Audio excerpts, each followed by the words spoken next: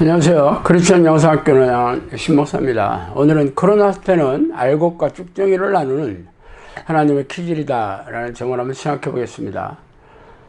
전염병은 하나님께서 징벌하시는 기본적인 도구이죠. 다윗이 인구조사로 범죄하였을 때 하나님이 이스라엘에 진노하셔서 다윗에게 인구조사를 부추겨 징벌하시고 계시죠. 이때 하나님은 다윗에게 세 가지 징벌을 선택하라고 하시자 다윗은 전염병을 선택하고 있습니다. 이때 3일 동안 죽은 이스라엘 백성들이 7만 명이나 되었으니 아주 끔찍한 재앙이었던 셈이죠. 작금의 전 세계를 공포의 도가니로 몰아넣은 코로나 바이러스는 전염병의 일종이죠. 그러나 코로나처럼 전염 능력이나 속도가 빠른 바이러스는 그 전에 없었습니다. 물론 세상에 처음 존재를 알린 전염병이므로 백신과 치료제도 없죠. 내년이나 되어서야 개발될 것으로 보이지만 변종이 계속 발생하고 있어 개발된다 하더라도 효력이 미지수입니다. 코로나 바이러스를 주목해 보아야 하는 것은 가장 큰 피해를 받고 고통받는 집단이 어디냐는 것이죠. 코로나 바이러스는 추사율이 그렇게 높지는 않지만 엄청난 전파력을 보이고 있죠. 그래서 밀집해서 모이는 사람들이 있는 곳이 가장 치명적입니다. 지금까지 요양원이나 다단계 사업장, 클럽, 학교, 콜센터, 교회 등 사람들이 밀집해 모이는 곳에는 예외 없이 집단 감염자가 발생했죠. 그 중에서도 가장 꾸준하게 발생하는 것이 바로 교회입니다.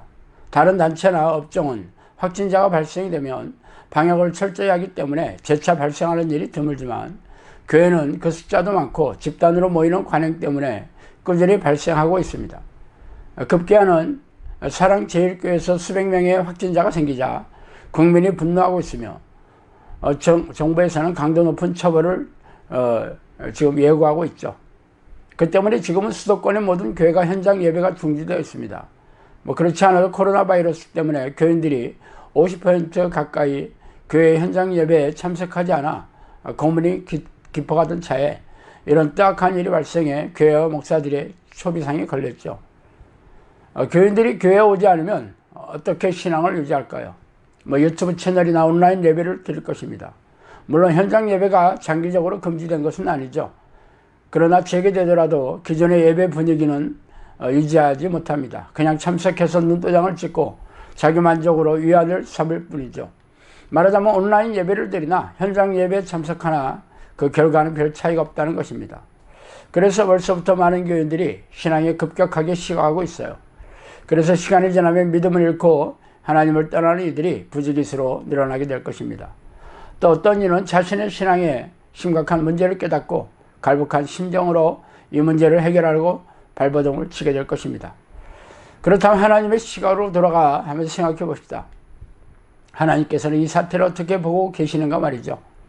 하나님이 코로나 사태를 모르실 리가 없겠죠. 아니, 하나님께서 코로나 사태를 기획하시고 실행하시고 계시다는 느낌이 짙어지는 게 저만의 생각일까요?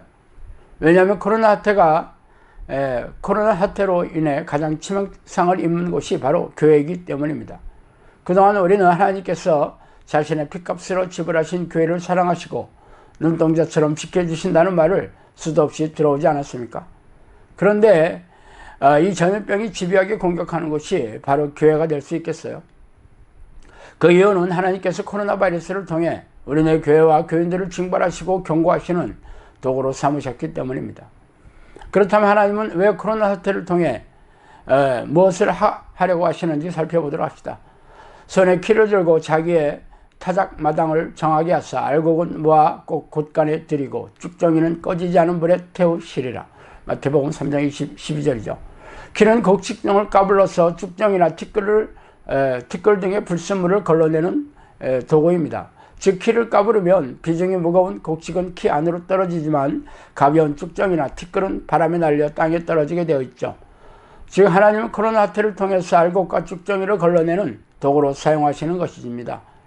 코로나 사태는 구원을 얻기 위해 교회에서 시행하는 현장 예배를 합법적이고 자연적으로 참석하지 못하게 만들었습니다. 그동안 우리네 교회에서는 예배의식에 참석하여 예배를 드리는 행위가 영혼의 호흡이고 생명의 공급원이라고 가르쳐왔죠. 그래서 교회에서 시행하는 예배의식에 철저하게 참석하는 것이 하나님을 기뻐하시는 예배 행위라고 믿어왔습니다. 그래서 주일에 드려지는 예배에 참석하는 주일 성수를 하지 않으면 지옥불에 던져지는 것처럼 죄책감에 사로잡혀 신앙생활을 해왔죠. 그래서 교인들은 정기적인 예배의식에 참석하고 각종 희생적인 신앙행위를 하면 천국은 당연하고 세상에서 축복을 받아 성공하며 행복하게 살 것을 철석같이 믿어왔어요. 그러면서 하나님을 찾거나 만날 생각을 하지 않았습니다. 3분짜리 영적 기도를 하면 성령이 자동적으로 들어오신다고 가르쳐왔기 때문이죠. 하나님을 만나는 통로는 기도와 말씀이에요. 성경은 쉬지 않고 기도하며 항상 기도에 깨어있으라고 명령하고 있죠. 그러나 우리네 교회는 기도하는 것을 잊어버렸어요. 하나님과 사귀는 기도의 무지한 결과죠. 그래서 하나님은 정기적인 예배 행위로 구원을 대신하고 하나님을 찾아오지 않는 폐역한 우리네 교회와 목사들의 행태를 더 이상 방관하지 않으시고 코로나 바이러스를 보내신 것입니다. 그래서 이제는 그동안 교회 건물에서의 예배의식과 정규 행사를 통해 정기적인 교인들로 채우는 정규 행위들을 더 이상 할 수 없게 되었죠. 이제는 교회 건물 안에서 교인들이 집단적으로 모이는 어떤 행사든지 못하게 되어 있기 때문입니다. 그래서 신앙이 차갑게 식어져서 지금까지의 신앙 방식으로는 구원을 받지 못한다는 사실을 모두가 깨닫는 날이 오게 될 것입니다. 그러나 식어진 채로 온라인 예배나 유튜브 설교로 만족하는 형식적인 종교인들이 있을 것이고 또 어떤 이들은 갈급하고 답답한 마음으로 하나님을 찾으려고 발버둥치는 자녀들도 있을 것입니다. 그래서 유리 방황하는 양들을 구원의 강가로 데려오기 위해 영상학교가 세워진 이유이기도 합니다. 어쨌든 하나님은 코로나 사태를 통해 지금까지 종교적인 행위를 반복하는 쭉정이 신자들과 하나님을 찾아 만나서 교제하는 알곡 신자들을 구별하는 도구로 삼으시고 계시는 중이죠. 그래서 우리네 교회는 성경을 자의적으로 왜곡해서 해석한 교단 신학자들의 주장을 교단 교리로 세워 성경적인 구원관으로 가르쳐 왔습니다. 그래서 바리새인과 서기관처럼 종교적인 교인들을 양산해왔던 것이죠. 그러나 하나님은 이들이 지옥불에 던져지는 것을 수수방관하실 수 없어서 코로나 바이러스를 보내셔서 교회 예배식과 교회 조직을 지탕하는 희생적인 신앙행위를 더 이상 하지 못하도록 하셨던 것입니다. 그러므로 이제라도 그동안 하나님을 찾아오지 않은 폐역한 죄악을 통곡하며 회개하고 하나님께 돌아오시기 바랍니다. 그게 당신과 가족이 사는 유일한 길이에요. 코로나 사태가 아니라면 당신은 이런 기회조차 없이 지옥불에 던져졌음을 암울한 운명이었음을 감사하면서 말이죠. 자, 오늘은 여기까지 하겠습니다. 감사합니다.